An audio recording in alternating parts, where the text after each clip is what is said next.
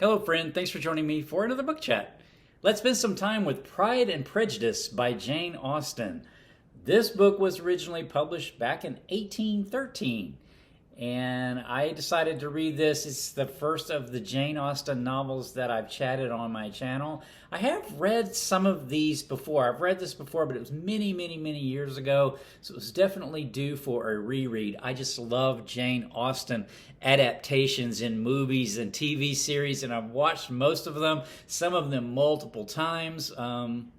And so but I thought, why haven't I really, delved into the books more? So I decided to give this one a listen. I listened to an audio edition that was narrated by Rosamund Pike, which was another draw for me because I'm a big fan. And she did a wonderful job of narrating this story of Pride and Prejudice by Jane Austen. So, what is this about? One thing about this chat is I'm not going to be worried too much about spoilers here because this book is very well known. It's over 200 years old. It has had multiple adaptations into movies, TV series. It's influenced other movies and TV series and culture in general. So the story is really widely known. And it's not so much spoiler driven as the romance, this Regency era romance that we get put into when we read this book. This is what we're really into. We kind of know it's going to have a good ending, right? So it's not going to come as a shock to us, the outcome of the book. So I'm not going to worry too much about the spoilers. But if you're not familiar with it very much anyway, it really concerns the Bennett family. There's Mr. and Mrs. Bennett, their daughters. They have a house full of daughters. They have Jane, Elizabeth, Mary, Kitty, and Lydia. And all the daughters sort of have different temperaments. And Mr. Bennett is sort of a reserved man who really stays away. He spends most of his time away from his family in his library. His wife is kind of a silly woman, actually, and she's really concerned with getting her daughters well married because this takes place in the time it's written around 1813, so Regency era England. And so something on a young woman's mind at that time was being able to marry well, because women did not have a lot of other options open to them in society. If they didn't have their own money somehow, then they were going to be dependent on some male in order for their life, right? So they needed to marry well, or they needed to have a brother or someone that was going to take care of them. So they're very concerned about marrying well. And so as the story opens, there's a park, a sort of a manor house that has been rented, that Mrs. Bennett is all excited about because it's been let to someone who is unmarried, Mr. Bingley, who arrives at Netherfield Park with his best friend, Mr. Darcy, along with a couple of his sisters, Caroline Bingley being the one that gets the most time in the book, gets the most characterization in the book, and another sister, as well as his brother-in-law, his sister's husband. But they all arrive at Netherfield Park and then get to know the local peoples. This is sort of a provincial town they live in, and so it's a really kind of small town atmosphere, kind of country, as opposed to maybe the big city sophistication of London. It's more small, so of course the whole town turns out for this dance that they give, a ball, which everybody's going to be able to meet Mr. Bingley, who's very eligible, Mr. Darcy as well, but people are a little less excited about him because he's very, and their first impression of him is that he's a very haughty and distant and unpleasant type person. But they meet at this ball where Mr. Darcy continues to make a very bad impression. However, his friend Mr. Bingley really hits it off with Jane, the eldest daughter. I believe she's the eldest daughter of the Bennets. And Elizabeth Bennet, then, she really is the main character, I think, as far as the Bennets go, and she takes an immediate sort of dislike to Mr. Darcy. Well, there's some other sort of people that figure very prominently in the book. One is Mr. Wickham.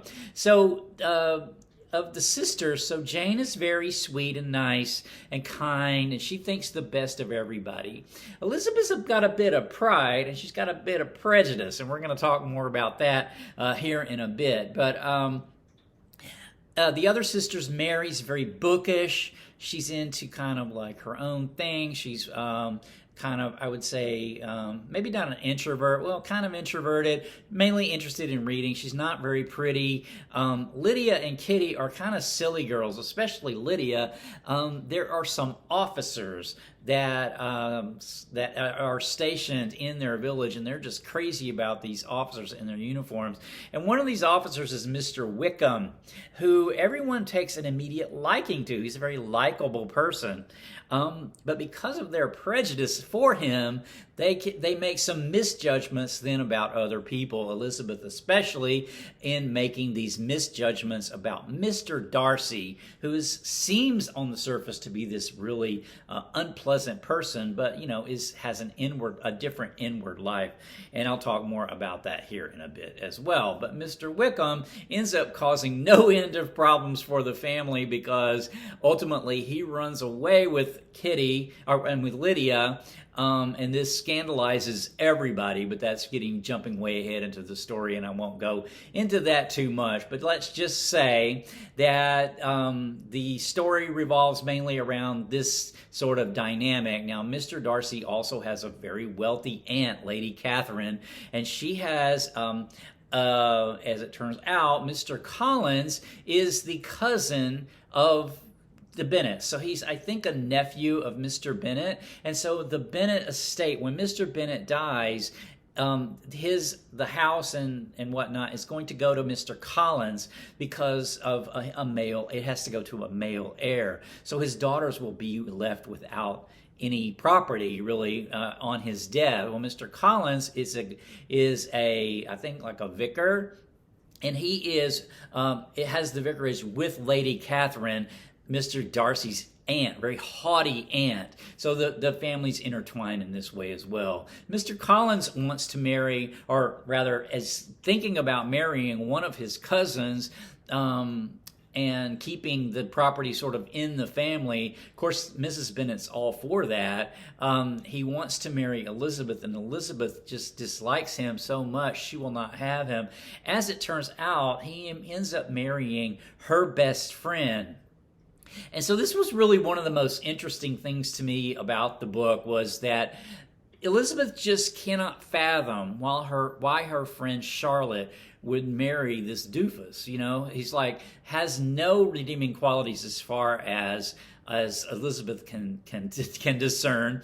And so she just thinks, she actually judges her friend Charlotte to be rather mercenary, to think like, well, she's just marrying him for the security or whatever, and she can't possibly like him. How's she ever going to be able to stand being in the same room with him, basically? Her sister Jane tries to soften her a bit and say, you don't know other people, right? You don't know really it's not really a bad match when you think about it. Well, this kind of gets turned on Elizabeth later on, because Mr. Darcy ends up actually becoming, really enamored of her and makes a proposal to her. Well, her opinion of him has been so poisoned by Mr. Wickham, as well as her preconceived prejudices early on, that she flat out refuses him. And I have a quote about that, because she really gives him a takedown.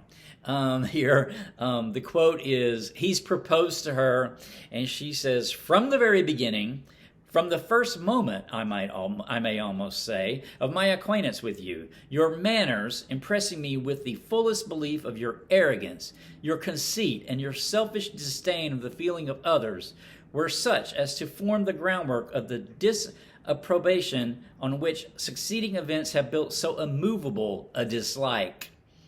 And had I not known you a month before, I felt like that you were last man in the world on whom I could ever be prevailed on to marry. She takes him down.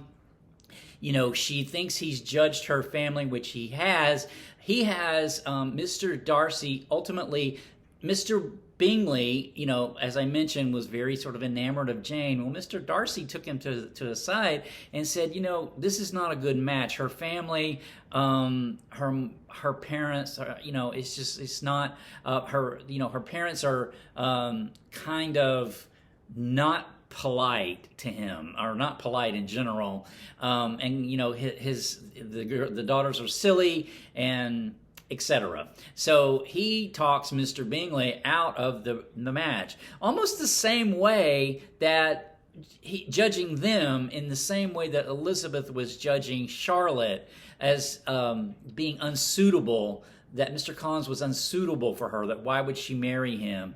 You know, and Charlotte, I think was another sort of cool part of the book, was Charlotte was like, you know, marriage is kind of luck, right? If you marry for love, that's all well and good. If you're sort of swept away by romantic feelings, that's all well and good, but that might not lead to happiness. And we actually have an example of this here in the book, which is Mr. and Mrs. Bennett.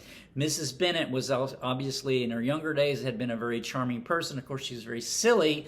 Mr. Bennett, though, was swept up in that, but has had a rather, I gathered from this book that, you know, more so from the book, I think, than from any adaptation I've ever seen, how Mr. Bennett was really an unhappily married man.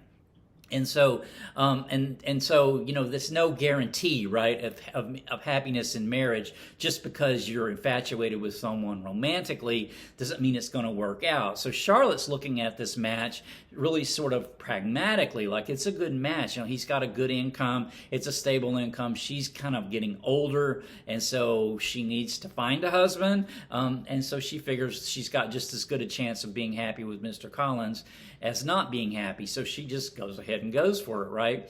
Well, you know, this sort of, but giving her the benefit of the doubt, as Jane tells Elizabeth at one point, you know, let's just hope that she's happy, right? Let's hope it all works out. There's no reason why it shouldn't work out. And so until it doesn't work out, let's just assume that it's going to work out. And, you know, Elizabeth doesn't really extend that to Charlotte. But then it sort of happens to her where her family is sort of also judged to be an inappropriate match. That gets her pride up. So her pride and her prejudice. So Mr. Darcy especially and Elizabeth, both in this book, really learn about their pride, both the pride that they've had and the prejudice, and learn to move past that to find happiness with each other. We are left with that idea. All right, I think I will leave the chat there.